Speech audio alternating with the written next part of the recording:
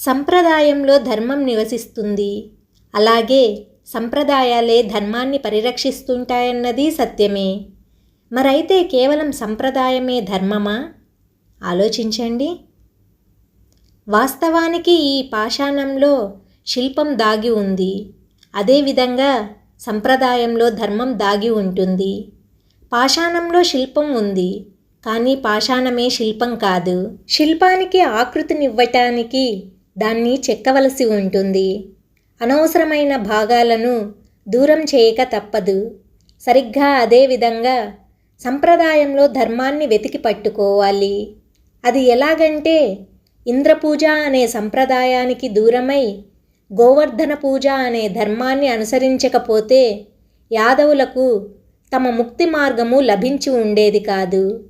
అనగా సంప్రదాయాన్ని పూర్తిగా విడనాడేవారు ధర్మానికి దూరమవుతుంటారు. అలాగే సంప్రదాయాన్ని గుడ్డిగా అనుసరించే వారికి కూడా ధర్మ మార్గం ప్రాప్తించటం దుర్లభం. హంసకు నీరక్షీర న్యాయం తెలుసు అంటారు.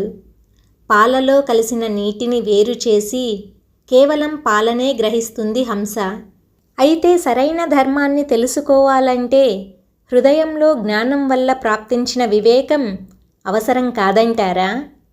ఇక ఇటువంటి వివేకం లేనప్పుడు దేనినైతే ధర్మమని నమ్ముతారో అది వాస్తవంగా ధర్మం కాకపోవచ్చు. ఇది కూడా సంభవమేగా. మీరే ఆలోచించండి.